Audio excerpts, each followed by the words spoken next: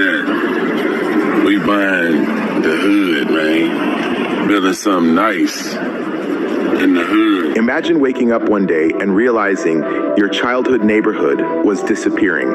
That's exactly what Slim Thug saw happening, so he did something insane to stop it. The question was, who's Houston's Nipsey? Slim Thug's Boss Life Construction is turning rundown areas in Houston's Acres Homes neighborhood into modern, affordable homes for low-income families. Y'all not experiencing the gentrification that you've seen in a lot of these cities like Oakland or New York? Yeah. That's part of what we do at Boss Life Construction, man.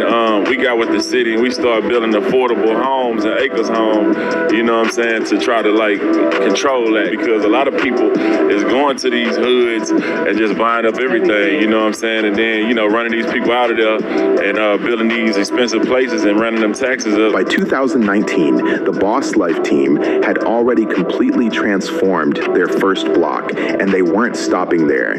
They expanded into duplexes, townhomes, and even commercial businesses like Burns Burger Shack. This isn't just about housing. It's about keeping money circulating within the community and stopping gentrification before it pushes residents out. This is a new Boss Life Construction house project we working on, so you can kind of see the beginning. We'll show it to you in about 20 days. See the roof gone, floors gone. It's here.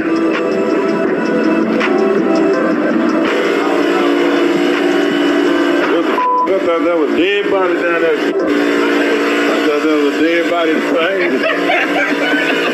I said, I had to look so I thought it was some Halloween. And here's where it gets even crazier. He's using a city loophole to do it.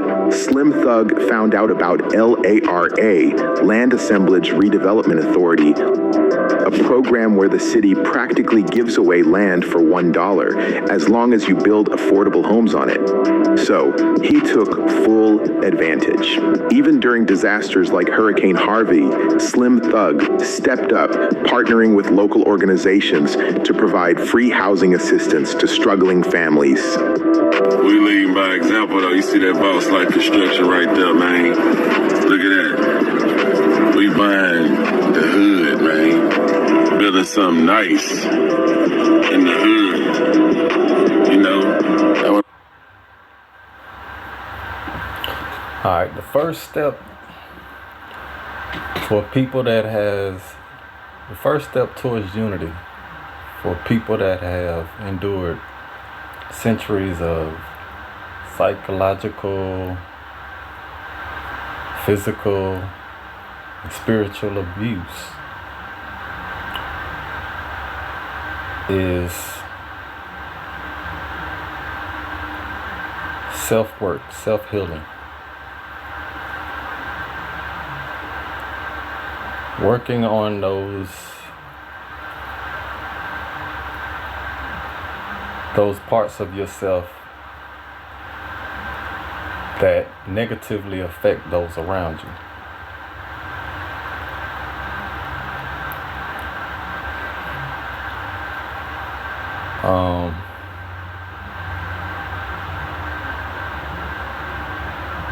You have to be right within in order to show appreciation for something like this. Because for him to invest his time and money doing his part, taking those steps towards unity, those necessary steps towards unity, which is to be able to provide a roof over his people's head. I also need to be able to provide food, but for him to go through to invest his time, money, and energy into providing a roof over the people's head, he needs to know that they're going to appreciate it. And the only way you're going to show that you appreciate it is by doing that self-work. Most importantly, working on those parts of yourself that are negatively affect those around you. Because the goal is unity and to get along. You don't want to go into a place like this leaving trash all over the place, recklessly tearing stuff up. Then he gotta sit up and spend, and then expect him to spend money to fix it up. All of that, when they got that roof and they growing that food, at that point it's a community effort to keep it going. Everybody gotta do what they can to help out. Whether if you know how to fix stuff better than somebody else, you go to fixing stuff. You're more experienced with growing certain foods, prepping certain foods, all that type of stuff. Everybody need to contribute however they can to take less of the stress and work off of the person that invested in getting things going. Because that's where I believe a lot of the leadership has chosen to turn their backs. They do stuff like this only to watch the people move in and tear this place up.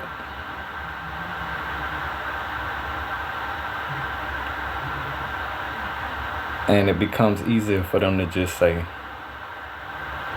fuck it, I don't want to take part in this no more. I'm going to just take care of myself. But of course, they need to know that when it comes to doing something like this, you need to seek out the people that actually want to help. And as I said, in order for them to show you that they want to help, you got to work on yourself.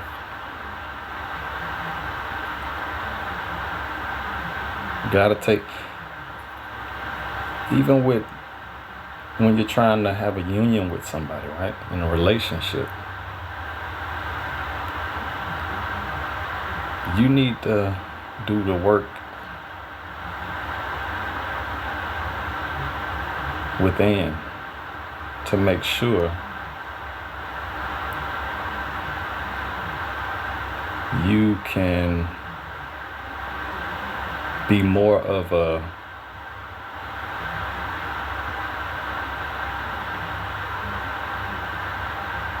contribution to the relationship than a burden to the relationship. There's no reason for you to be seeking a union with somebody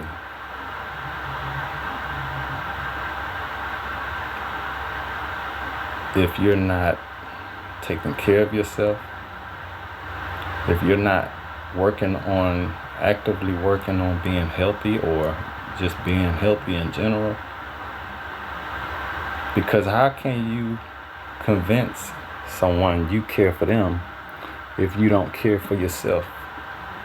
If you're a female, how can you ensure the man that you're going to properly nurture the children, his seed, if you don't know how to nurture yourself? If you don't know how to eat right and take care of your health? As a male man, how can you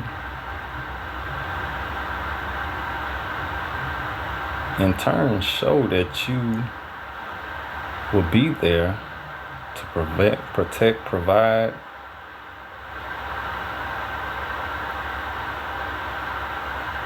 build,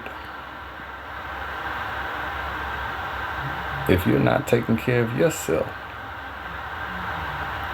and showing that you, because there's knowledge to be gained in learning how to take care of yourself. You learn how to take care of others. Especially if you was raised in a way where you didn't learn that growing up. Which a lot of us did not, because the family structure is broken down, right? The system is feeding us poison. We're not in control of what we eat, all this type of stuff. So it could definitely be hard.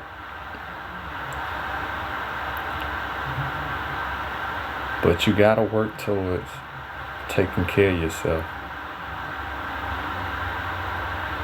Eating healthy, exercising, and healing those inner demons is probably one of the biggest things. Because so many of us have lost control of our demons.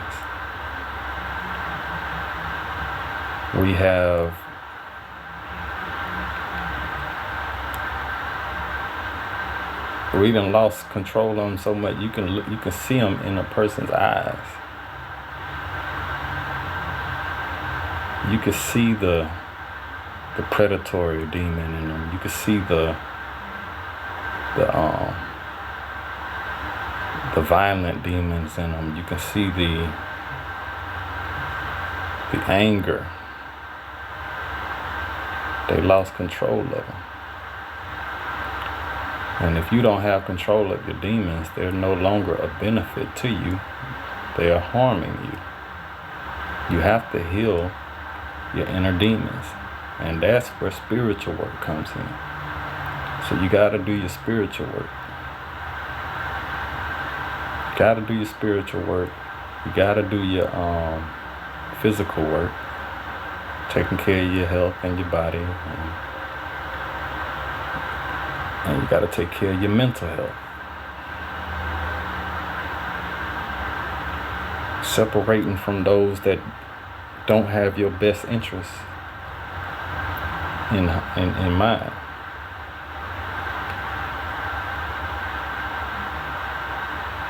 All this stuff is a necessary step towards a healthy,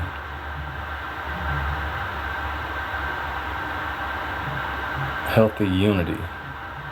Healthy reunion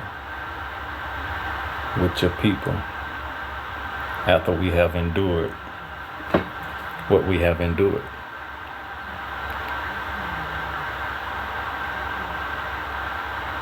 And yeah, a lot of people can sit up there and say, or a lot of people try to sit up there and say that we haven't endured anything. We haven't done, we wasn't in chains and all that type of stuff as our ancestors were. And all those are mind games. They know the effects of what happened in the past. And it's just mind games. I wouldn't even entertain that type of stuff. We all know the ripple effect that has on the children of those people that went through that.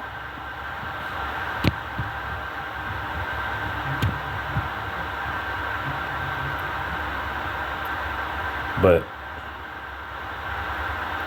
for a leader, the first step is for them to be able to provide a roof and food. Right? Because how can you lead the people when they're dependent on another people for the roof over their head and the food in their mouths? But in order to show appreciation,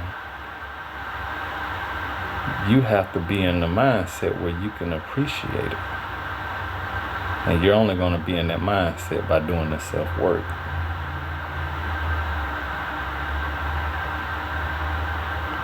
And that's not something you need to stress about. Don't let people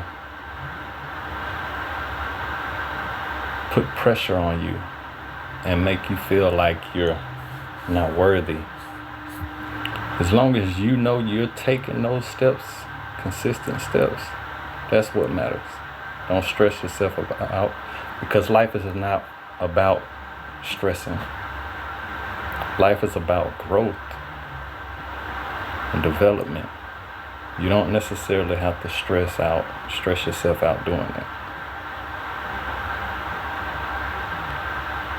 So be patient with yourselves.